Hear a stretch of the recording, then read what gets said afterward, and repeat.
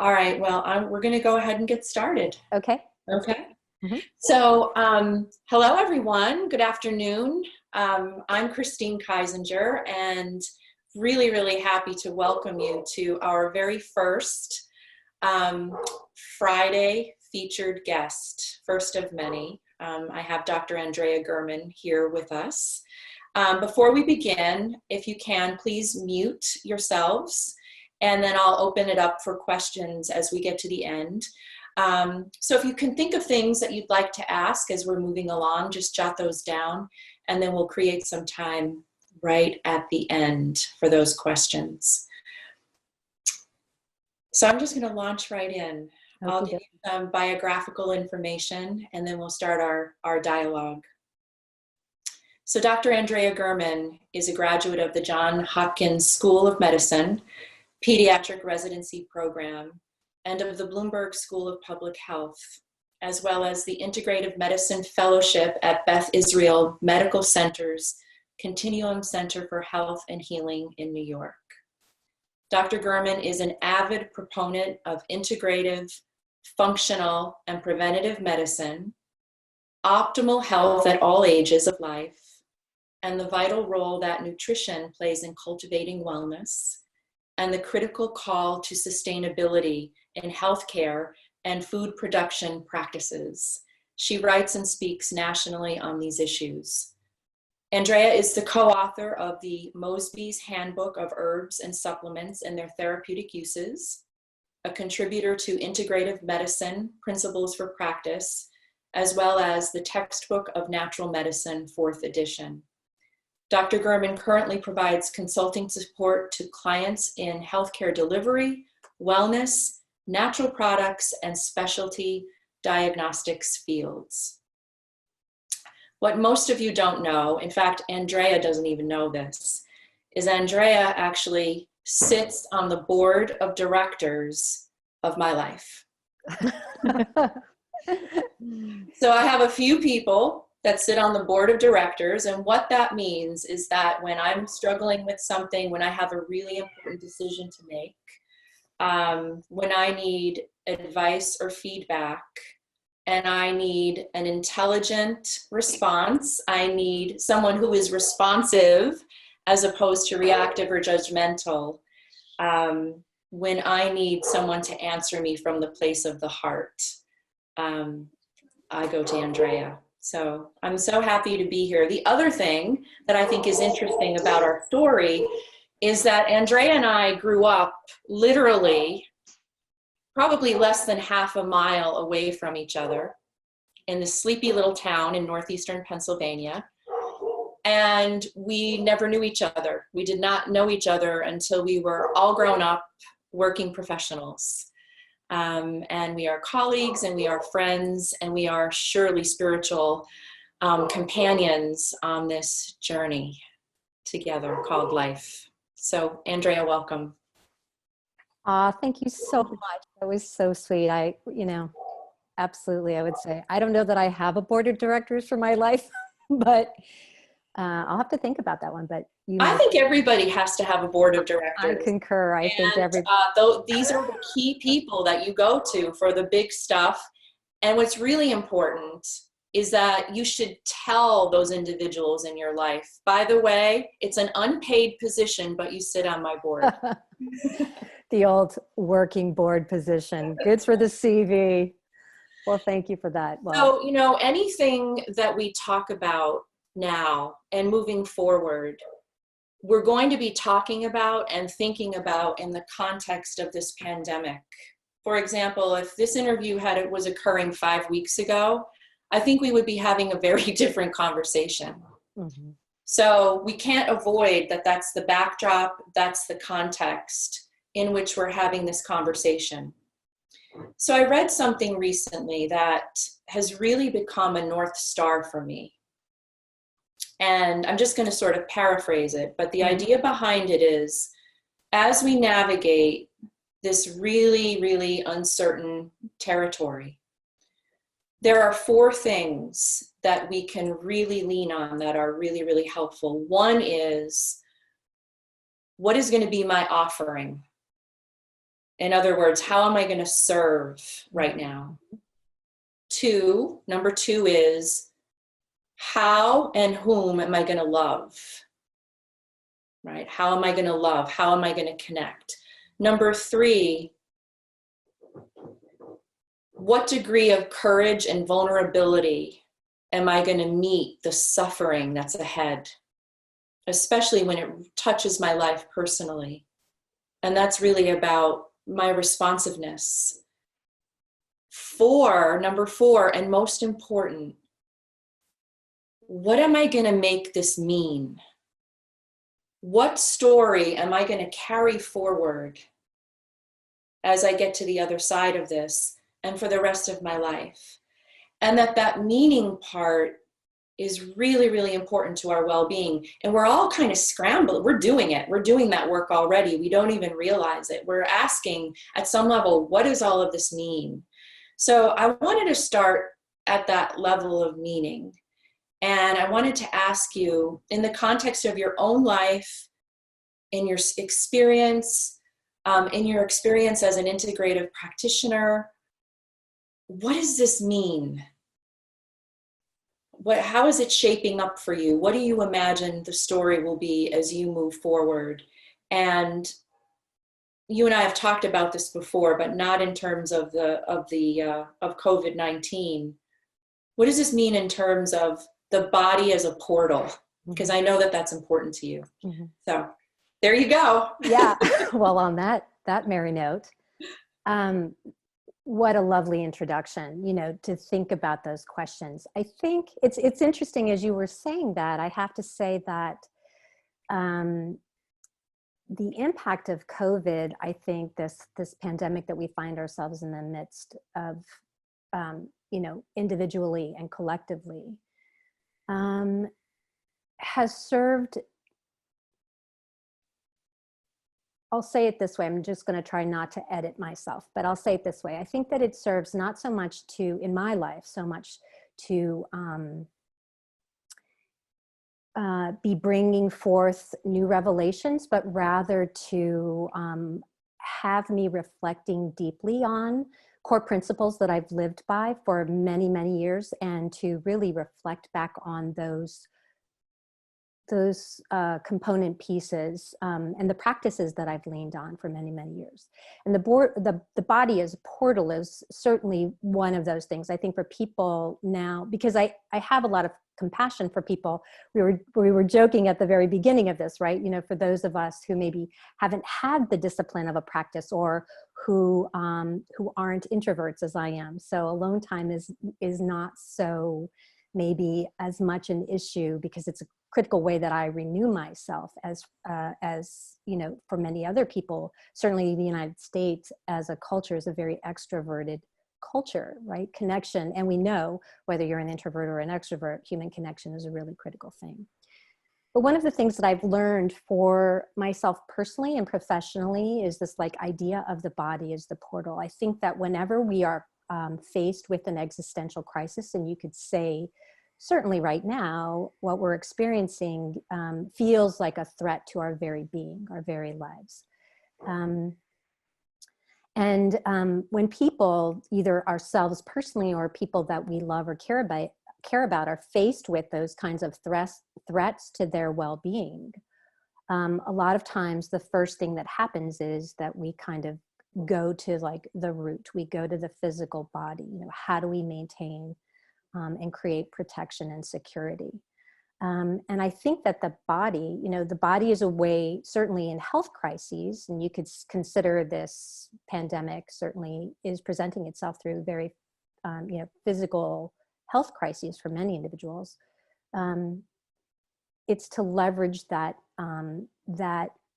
experience in the body to create and cultivate new awareness, not only about how we exist in our bodies, but then to also move beyond it. And I guess a way to illustrate that was, for me, when I was in residency, I found myself sick a lot of the time during residency.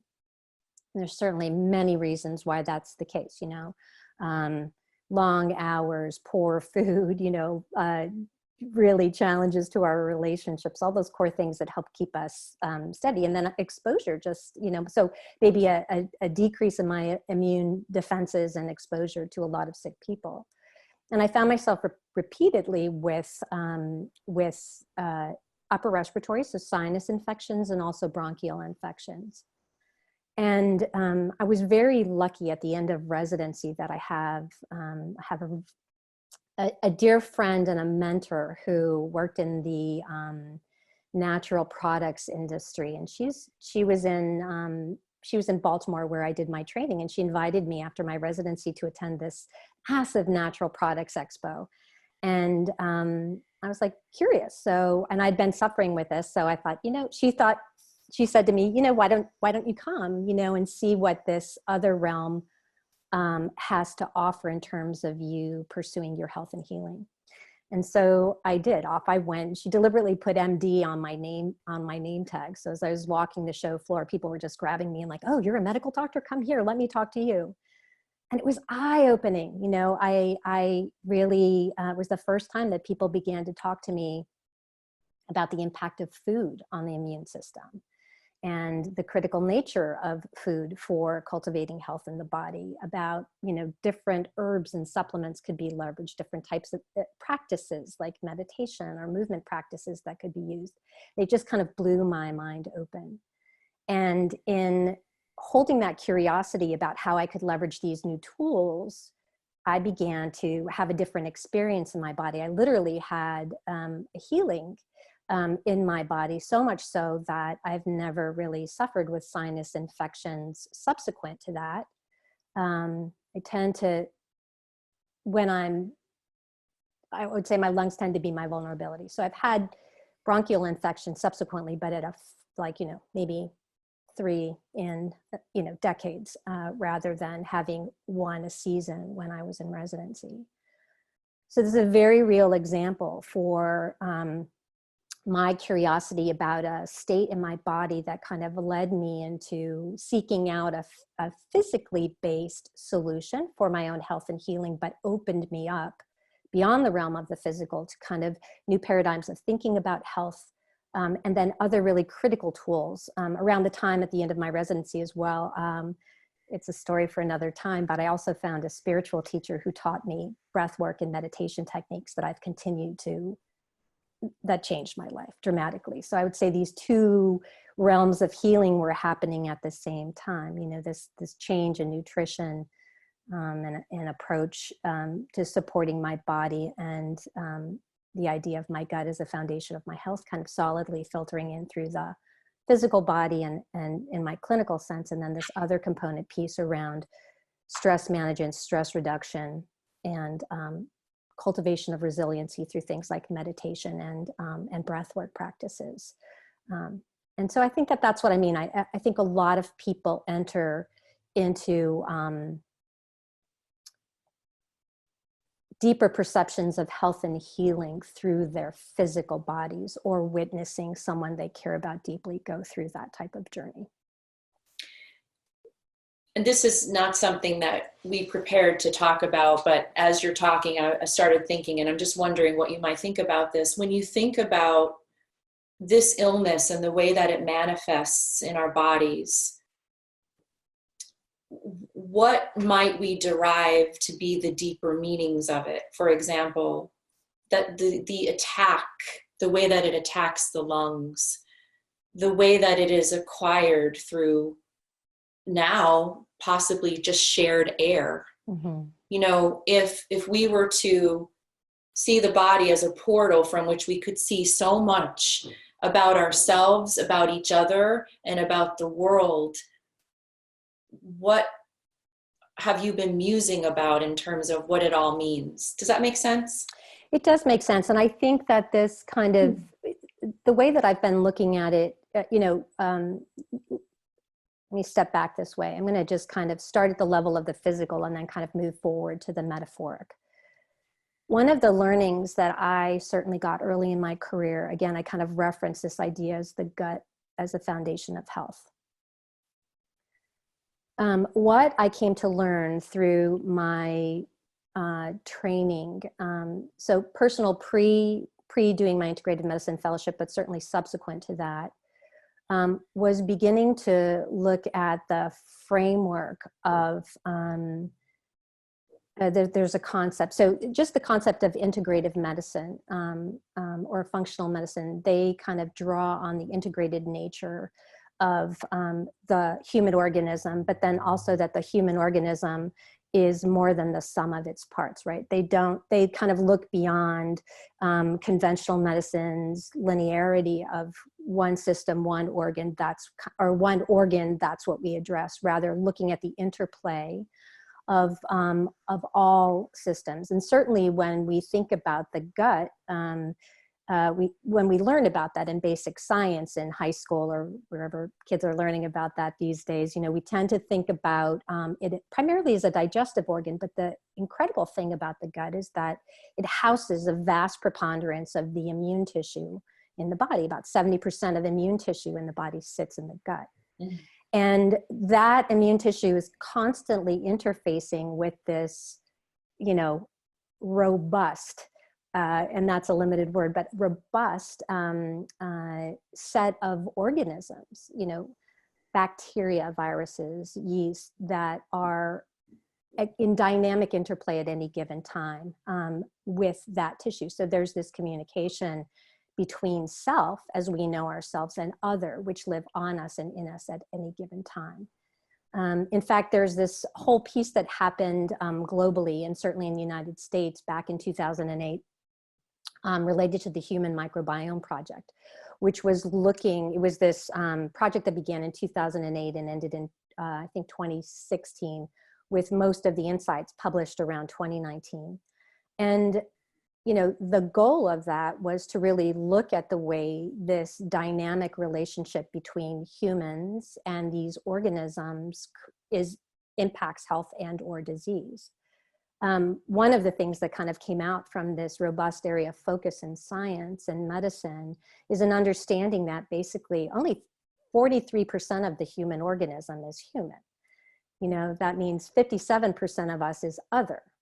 And, which, kind of a 1 to 1.3 ratio is what it comes out to be. But when you look at even genetics, like our human genetics, we have maybe about 20,000 human genes. But when you look at all the microbial genes in the human body, it's somewhere between 2 and 20 million, right? So we're way outgunned by other. The critical thing is that we, as individuals, to truly exist healthily, are interdependent on other, right? We are this kind of conglomerate of self and other. And I think, so I've been thinking a lot of that, because there has been, we can all isolate. We can all, kind of go into our ego and see ourselves as individuals apart from the collective. And I think what this virus has done in a fraction of a second has made us realize in an instant how critical it is, how critical that interrelationship between self and microbial communities is, but then also how we as individuals, as individual humans, are dependent and interdependent on other, not only our families, but our communities, and a global system of humanity. And I think that's been the deeper meaning for me, is that, those who know me know that I often say as above, so below. And it's just my way of reminding myself that I, as an individual,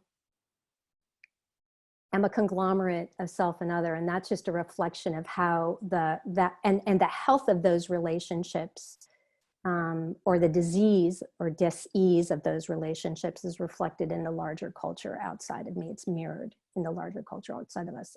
And so, on a very physical, practical reality, I've been thinking about, prevention, how do we, so just at the physical level of the organism, how do we think about prevention related to COVID? And I think that many of us, I mean, we've certainly been flooded by, just a preponderance of information on this. And so these self-care strategies, that you and I have certainly talked about many, many times. So, how are we sleeping? How are we connecting? Even if we're physically distancing, we can still be socially distancing, albeit maybe in imperfect forms, via Zoom or FaceTime or whatever that might be. What are we putting into our bodies in terms of food? What's the amount of sugar, which, depresses the immune system, that we're consuming in, our deep need to comfort ourselves. So I'm thinking a lot about how do I maintain my immune health, and what are the physical practices that I do related to food or supplementation, exercise, meditation, stress management techniques, being in nature, connecting. But then I'm also thinking from a public health point of view, how we're being asked as individuals, to support the larger community, this social distancing piece that we're leveraging right now to mitigate the impact on our societies, both national and global, is an act of self-sacrifice. It's us acting on behalf of of a greater good. Mm-hmm. And I think that that's really, really important. And I've been, just in tracking these public health and scientific inquiries now, it's just, I was reading a paper the other day, or just a publication the other day, about how, just in science, people rush often for the first discoveries. And right now in the scientific community globally, there's been this complete dropping of that competitiveness in order to be collaborative, which is such a beautiful thing, right? So it's, again, this mirror of how can I, as an individual, organism, be in collaboration with those organisms that keep me healthy? How can I, as an individual, be supportive of my community, both locally, nationally, and globally? Family, I guess I would say, is the first unit, right? And I'm just buoyed by the awakening. I mean, I think human beings at any given time can just be really crappy or can be really amazing. These times can bring out the best in us or the worst of us. But certainly I've been attempting to focus on the promise that I see of people saying, we're all in this together, right? This virus doesn't spare anyone. Certainly there are more amongst us who are more vulnerable, for sure. But it's asking us to rethink, our habits on a daily basis and how those impact not only our health, but the health of our communities. And then, to your point at the beginning of this conversation, how then can I act in a way to be a good citizen and to be of service to other people, And I guess that's what I would say. Long-winded answer.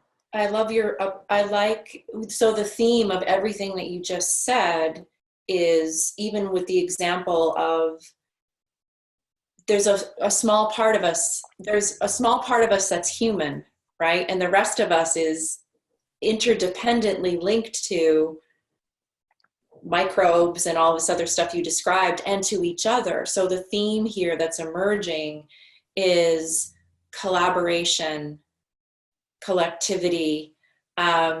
Someone said to me the other day, we've been forced to stop. Yes. We have been forced to stop. And so this productivity and this movement and this speed, everything has come to a halt. And we've been called to peace. We've been forced, I love the example you gave about the scientists who are scrambling, to have the first discovery, who are just putting it all down, saying, no, we've got to collaborate here. So that's really different. It's very different. And such a beautiful thing. Like, people are just open sourcing all their data. You hear stories about, like, doctors in China who are calling their colleagues in Italy and Spain to tell them how they managed this illness, and then, that shared knowledge going on to the United States, to New York, and just like the rolling of that knowledge, leveraging the experience of those who've, been tested by fire, and then building on those best practices and then sending it back out to share those kinds of things. Yeah. So it's the collaboration, and I believe what will happen, because if we don't get this wake-up call, I don't know what's going to happen, right? Is the halting of this really, really high level of speed and productivity being called back to peace. And out of that peace, we will become different in our productivity.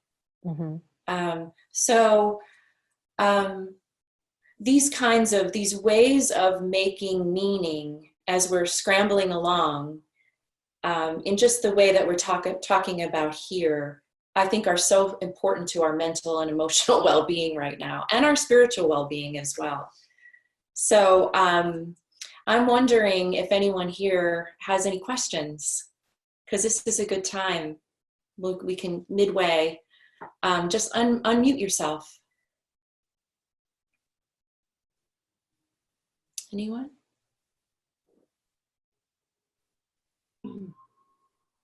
Hi, Andrea. Hey, Jen. I am really fascinated by the microbiome and the connection of this depletion of the microbiome in our bodies, and this imbalance that's happening, and how that relates to the changes that we're seeing in the microbiome of the soil, of the earth. And it just got me thinking, all of this interdependence, and how there's a heightened awareness there right now, between all of us on a global scale, but also how that relates to our relationship with the planet. Yeah, thank you for raising this. I think that this is an area that I feel so incredibly, it's an area of great, I'll say the word passion, and I don't use that word lightly, but I feel so strongly about this piece. It's interesting, I was just recently at a major integrative health conference in New York City. Actually, was happening kind of February 18th, 19th, just as things were about to kind of hit the fan in New York City. And so was at this conference, and what was so fascinating was that the theme, and there, when I go to conferences, I try to listen for themes, even if there's different, differential subject matter. I try to listen to what's kind of the other underlining zeitgeist, so to speak, of the conference. And what kept coming up across the board was the word sustainability. And I think, to your point and to what Christine was just saying about the pace with which we drive ourselves in this culture, is this virus, I think, the way that we have many of us slamming into walls, right? Going from 180 to 0 in a blink of an eye. It's forcing us to kind of stop and think about, and even more importantly, feel how unsustainably the way most of us live our lives is. And that's reflected, I think, again, individually, how we live our lives at the pace, but certainly I think that the way that we have been addressing the planet, as something to kind of, again, I'm editing myself, but I'll just say dominate. I'm going to use the word dominate. I mean, we are in, the fifth major extinction period on the planet, right? And it's been stunning for me, to kind of be reading these anecdotes in the news about the changes in the planet, whether that's the change in the size of the ozone layer, whether that's the clearing of skies over major population centers worldwide, whether that's the clearing of waters in the canals of Venice. I think many of us saw that story, or the return of dolphins to areas. Or a friend of mine in Mexico sent a picture of all these sea lions on these, boat sloops, because there were no boats there, and there were no humans around. And so it's just been very interesting. I think that this piece too, around sustainability is so critical, like as it relates to our inner microbiome and the microbiomes that you referenced, particularly of the soil. There have been some interesting studies that have done looking at, the depletion of the nutritive value of our foods because of industrialized farming practices. There have been, interesting studies now. I think even, I have a really good friend who's a rancher in Montana, and she's working she has a herd of cattle that she raises to go to market that are, free range, and, just the humanity, the humaneness with which these animals are treated, certainly has a differential impact, I think, ultimately on them as beings, as sentient beings, my point of view. On the soil, there are some really interesting studies that she's been sending me about, like, the way that animals interface in the soil, and certainly the way that we intake food sources and where those food sources are from. There's a great professor, used to be at NYU, now at Rutgers, by the name of Martin Blazer, and he wrote this great book a couple of years ago called Missing Microbes. And if you're interested in that, I would, this area, I would highly recommend reading it, because it's looking at the massive impact of industrialized food production and the use of antibiotics in particularly for the production of, animals that are brought to market. And that the impact that has on the human microbiome as well. And given, at the beginning of our conversation, we were talking about the gut being not only a digestive organ, but this really potent immune organ, and the way that our microbes are interfacing at any given time with that immune tissue. And so when we take in antibiotics, there are, numerous studies that have shown that the populations of bacteria that live in our gut get imbalanced in such a way that there are implications, particularly looking at, I trained as a pediatrician, so looking at kids being exposed to antibiotics early in life, and the implications later in life for things like asthma and the development of eczema. There's a lot to be considered here about how we treat the world, the earth, animals, all of it, and I think that this call for more humaneness and greater sustainability will serve us at the individual and collective level, most certainly going forward. Yeah, I agree. And I just want to follow up on that question with the question of, like, where do we start? Like, where does the healing start? How do we heal our guts, or not, if I'm taking the assumption that we all need to be working on our gut health and the microbiome of the physical body. But also what should be the priority right now, so that we can ensure that our immune system right now is as strong as it could possibly be, should we be faced with getting exposure to this virus? Mm-hmm. Yeah, that's a great question. And I'm happy to share resources with you all. I don't know whether you have a posting site, but, I can certainly, or if I think you all will have access, whoever's, participating here, I can give my email address. And if people are interested, I'm happy to share information, as well.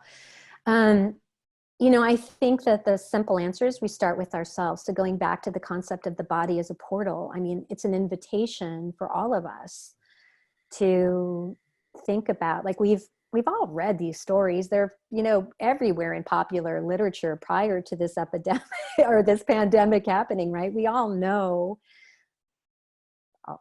I'll say many of us know that, you know, that the food that we eat, when I was in clinical practice, I would say to, you know, to my patients that, that, you know, our bodies, our cells are listening, you know, they're you know, exquisitely sensitive to our inputs, right? So that means not only the air that we breathe, the, you know, the food that we eat, the water that we drink, the emotions that we experience, right? That's a, those are all inputs that at any given time are impacting our wellness, our balance. And so, I mean, I just think that the body never lies. So that if you're feeling out of balance in some way, shape, or form, it's an invitation to begin, you know, bring your curiosity to the, you know, to the moment. And I think that, you know, all journeys start with the individual, and then those experiences filter out to the collective, right? We share them with our families, we share them with our communities, we share them with, you know, the larger global humanity culture that we're connected to. So I say it starts with you. I mean, you're a mom, right? So for my moms in clinical practice, I would just, you know, just beg them to begin to take care of themselves. Like that self-care practices were critical for mom. Moms need to eat, moms need to sleep, moms need to do stress reduction practices, you know, to the extent that you can begin to leverage your self-care practices to, you know, to inculcate that in your kids, like to model that for your kids. That's awesome.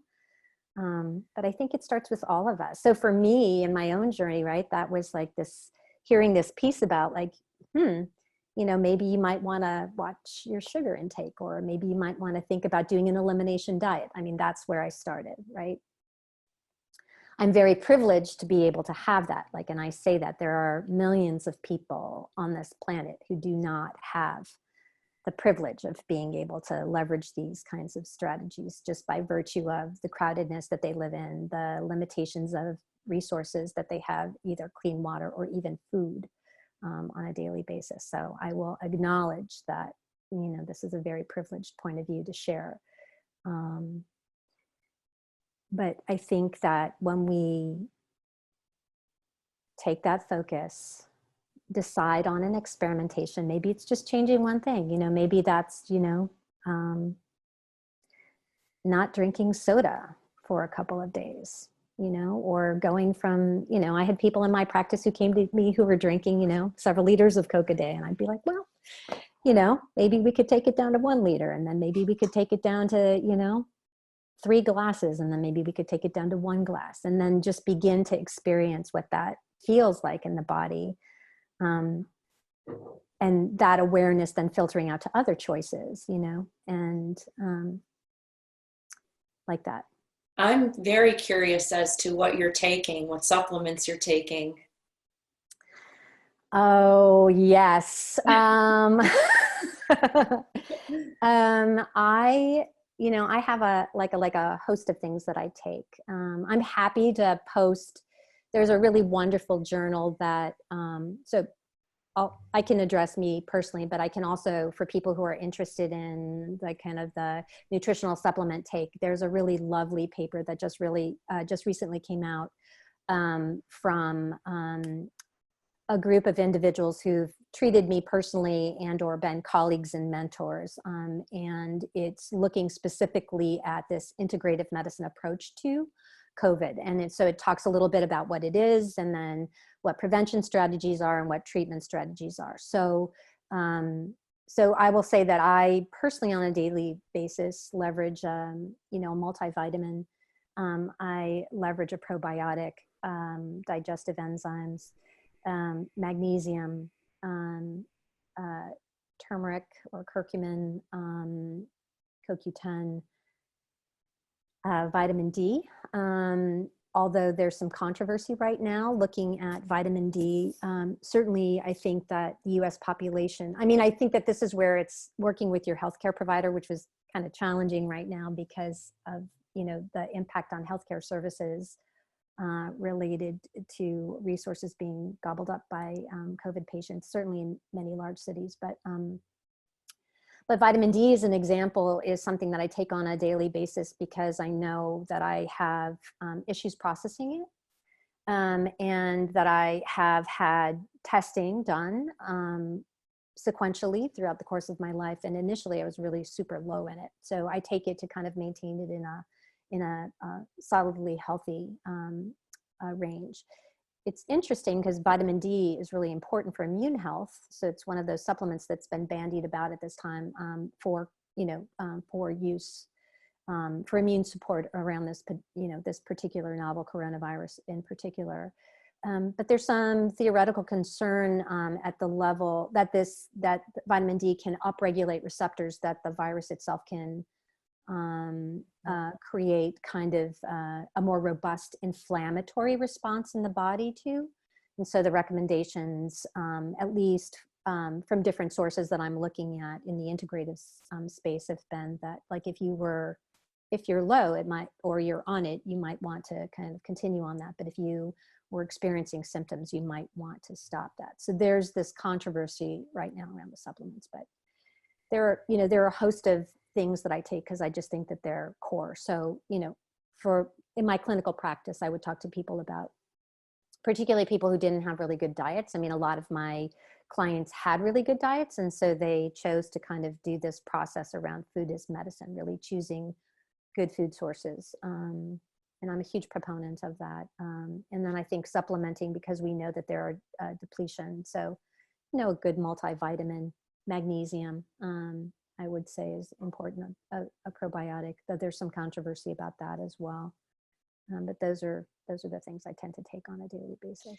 So in the resources that you'll guide us to, can you also guide us to food recommendations that, let me see, we have a question here. Yeah. Oh, question. Can you talk about stress/comfort eating?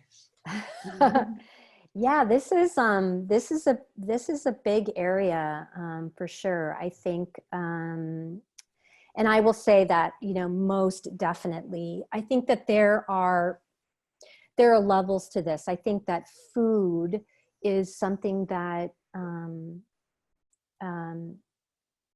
it's such a part of how we live our lives. We often come together, like, it's such a major way for us to connect. Yes. As a culture, right? So, the different diets that are out there aside about which is the best, I would say,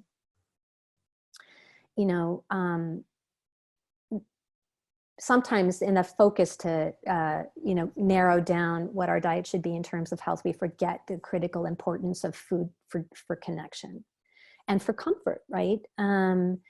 And so, yeah, I think that this is a very common way that we soothe ourselves.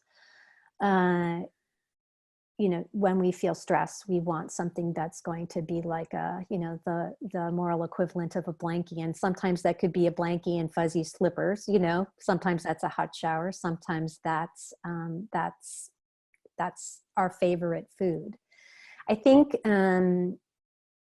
the caveat here is that there's this emerging body of literature around people for whom food is not just comfort, like where people can eat something and they can feel comforted by that, but not overstep a bound related to food. So there's, kind of this interesting idea of food addiction out there. So I think for people who identify as individuals who have struggles in that particular realm, this can be a very stressful, this can be people who might binge eat, as an example, and eat and eat and eat and eat and can't stop, kind of go over the boundaries. They're not paying attention to the cues in their body that are telling them I'm not hungry anymore, but they overeat that.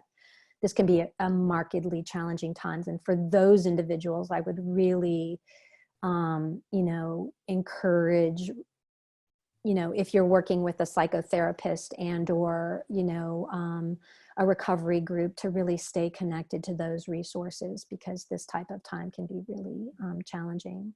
I think the concern for me also is that a lot of times the things that we choose as comfort foods can be high in sugar, and there are just clear studies that show the impact of sugar to have a negative impact on the immune system. So I would say that, in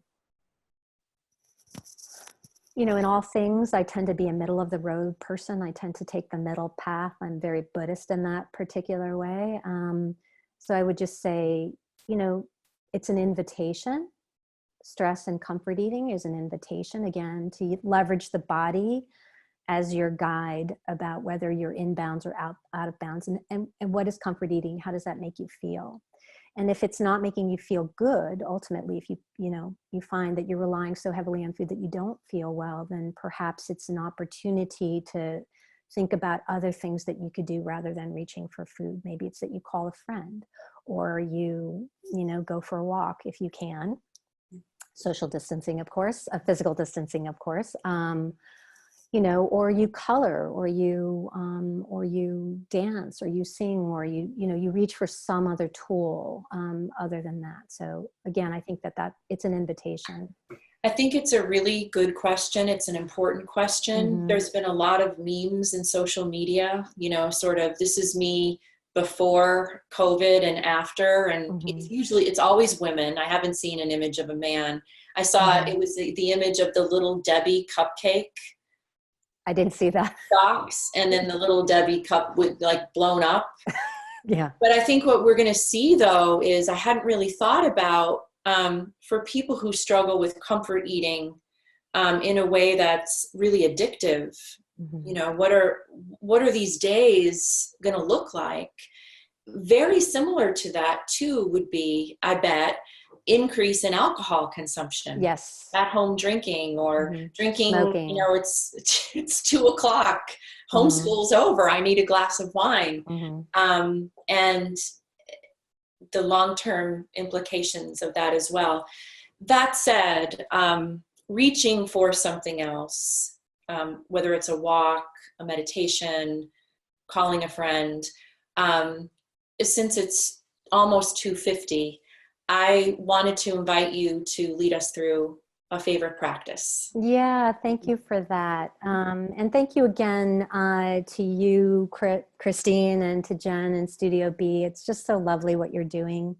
I just really feel the outpouring of love that you guys are offering, to the community that you're offering this to. So I just want to say I bow completely. Thank you so much. One of the critical things that I leverage to cultivate this body awareness is my breath. And so I'm just going to use these next couple of minutes maybe to just have us all just, sit comfortably and, just right now, not changing anything, but maybe a comfortable, just sitting comfortably in our seats. Just notice kind of what you're experiencing in your body right now, particularly as it relates to your breath. I'm just going to invite you to, notice, is it shallow? Is it deep? Can you feel it moving in your body? Can you feel it coming in through your nose? Do you feel the quality of the air coming in and out of your nose? What is that quality of breath? What we know is that breath is very intimately tied to the state of our emotional body. And so a lot of times when we're excited or we're stressed, we might notice that our breath is short and shallow, as an example. And when we're feeling peaceful or calm or sated, we might feel these really kind of deep, long exhales in our breath. So just notice where you are right now. And what I'm going to invite you to do now is just to take a couple of just deep inhales in through your nose and to let them go through your mouth. Not timing them in any particular way, but just taking deep inhale through your nose and just letting it go out through your mouth. And maybe one more time, just taking a Nice deep inhale through your nose. And just letting it go out, exhale through your mouth. And after just those couple of breaths, maybe you can just notice how different you might feel in this moment compared to when we first started this consideration of breath and body and emotion. And now I'm going to just invite you to maybe try that breath technique. And I'm just going to count the inhales and ask you to pause and then to kind of count on your exhale. And so just try this with me. I'm going to have you breathe in, 2, 3, 4, and hold your breath. 2, 3, 4, and now exhale. 2, 3, 4, 5, 6. Hold. 2. And inhale again. 2, 3, 4. Hold. 2, 3, 4. And breathe out. 2, 3, 4, 5, 6. Hold. 2. One more time. Breathe in. 2, 3, 4. Hold. 2, 3, 4. Breathe out. 2, 3, 4, 5, 6. Hold. 2. And now just breathe normally. Just let yourself breathe whatever way your body wants to breathe. And take a moment just to notice how differently your body feels in this moment compared to when we started, compared to when we began to just bring a little more focus to our breath. And after this counting exercise, just notice.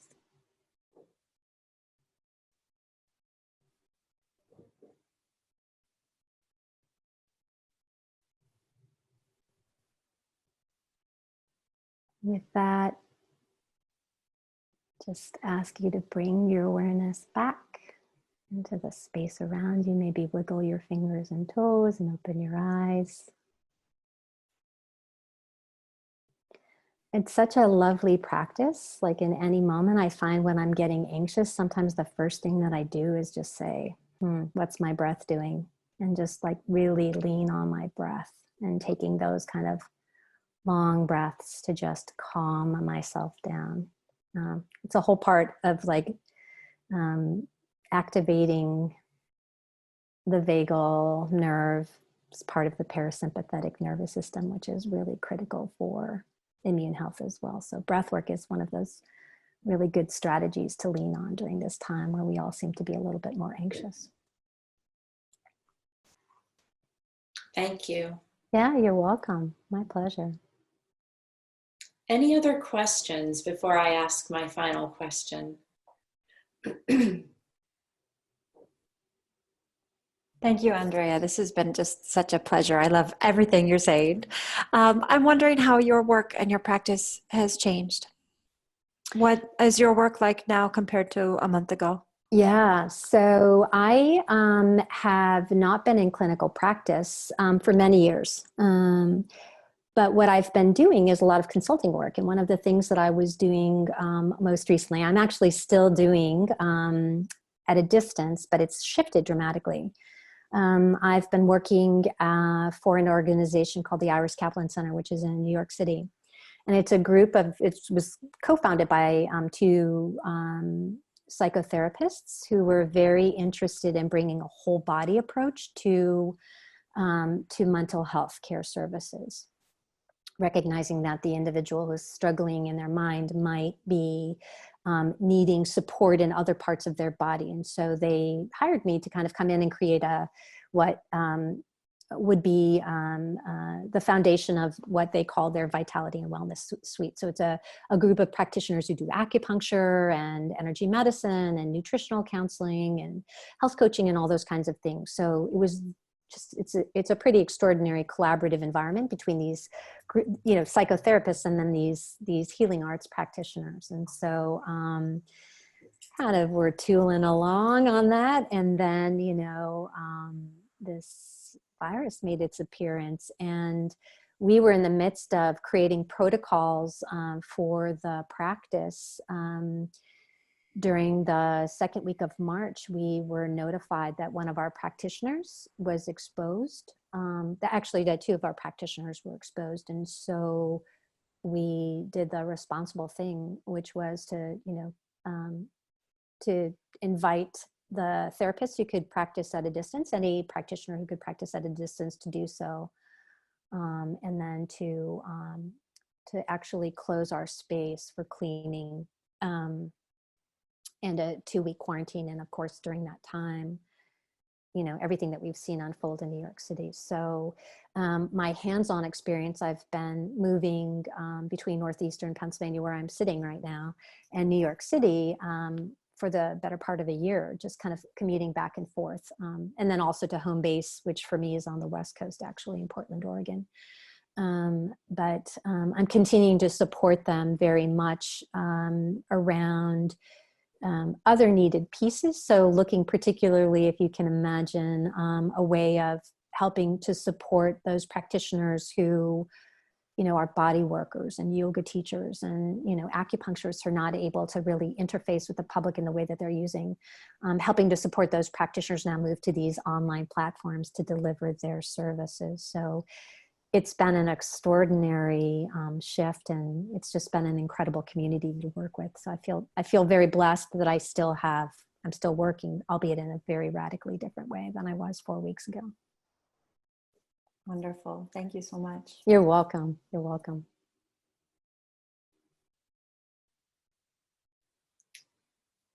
Anyone else?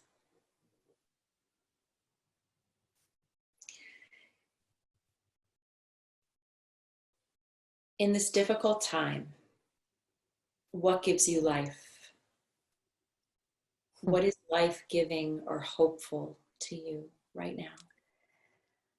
God, I feel that to the depth of my being, asking that question. I will say this recognition of interconnectedness that I felt so deeply in my life at all levels of me as an individual, but then also seeing these reflections in the larger community, in all sorts of disparate ways, people singing from balconies and people delivering food and, all of it. That's that awakening of interconnectedness, that we're all in this together, just deeply gives me hope for us as a human species. The other thing is just, the return of the light and spring, just every single day I look outside and I see bunnies and, and blue jays building nests and cardinal pairs returning and grass that's greening and, crocuses and daffodils and hyacinths. So like just nature in and of itself is such a potent healing force for me personally. There are also amazing studies about the healing power of nature. So, whatever happens, just seeing nature as this force, evidenced not only by, the environment that we find ourselves in, but also this virus, and the way that it has just radically transformed our lives and made us stop and made us reflect. I think all of that gives me hope, all of that. So. Thank you for spending this time with us. It's been my pleasure. Yeah, this was such a rich opportunity, and I really am so happy that you are our first Friday featured guest. Glad to be the guinea pig, Christine. And we, our Fridays are, I think our Fridays that are going to unfold are going to be all very different and all very special. And we hope here at Studio B that all of you that have joined us have had these really, really special and sacred hours from 2 to 3 p.m. every day. And we will be back here for you on Monday. Have a wonderful weekend. Andrea. Namaste, my love. Thank you so much. And thank you, Jen. Thank you so much. Everyone stay safe and wash your hands. Thank Bye. you. Bye, loves.